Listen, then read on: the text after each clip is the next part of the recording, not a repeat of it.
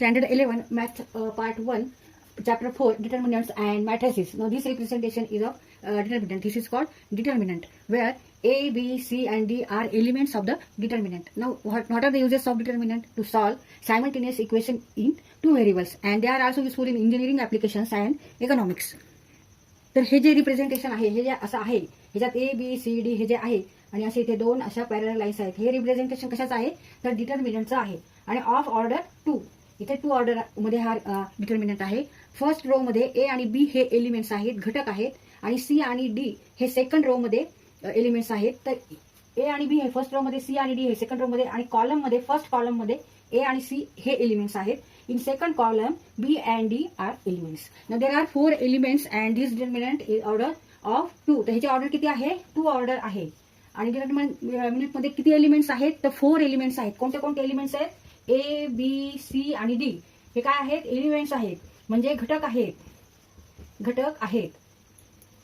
आणि ह्या डिटर्मिनंटचा आपल्याला कुठे कुठे उपयोग होतो तर सायमल्टेनियस इक्वेशन जे असतात ते सॉल्व्ह करण्यासाठी, त्याचं सोल्युशन काढण्यासाठी आपल्याला इथे डिटर्मिनंटचा उपयोग केला जातो.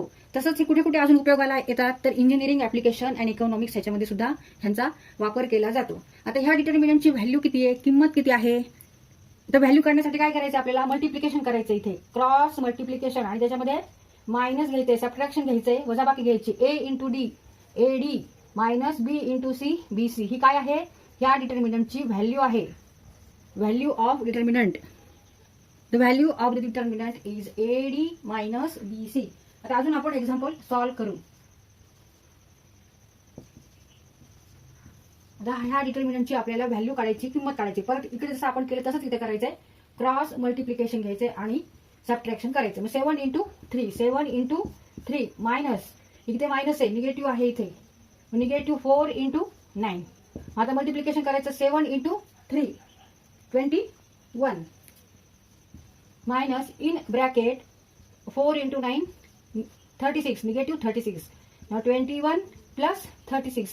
Here multiplication of 2 negative equal to positive. त्याच्यामुळे इथे आपण पॉझिटिव्ह केले. कंसाच्या बाहेर मायनस आहे, वजाबाकीचं चिन्ह, कंसामध्ये सुद्धा इथे वजाबाकी आहे. मग इथे काय होणार आहे ऋण ऋण धन.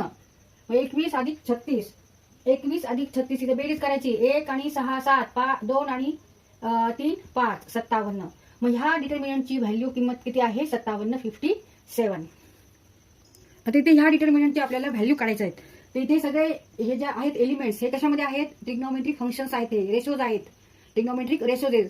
कॉस थिटा कोणत्या अँगलचे थिटा अँगलचे हे कोसाइन फंक्शन आहे किंवा कोसाइन रेशो आहे.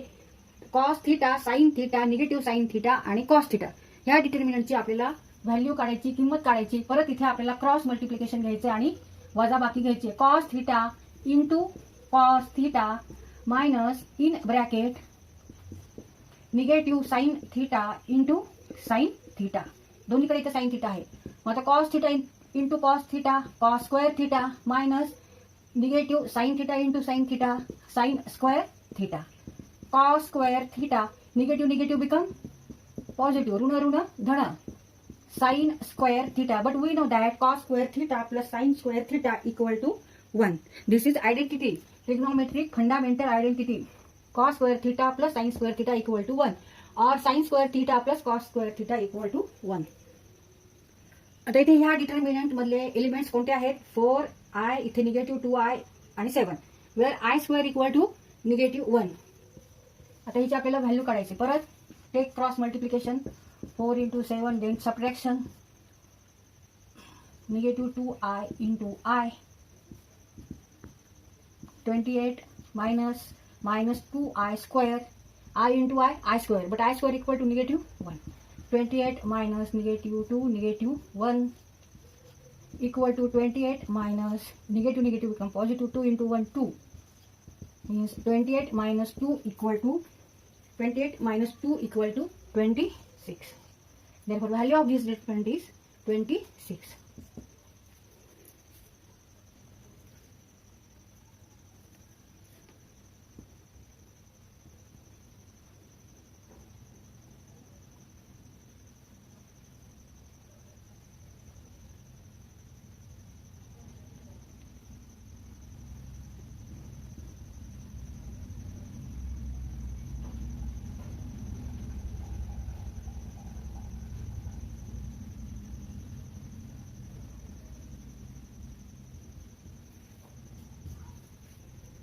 Therefore, value of this determinant is 1.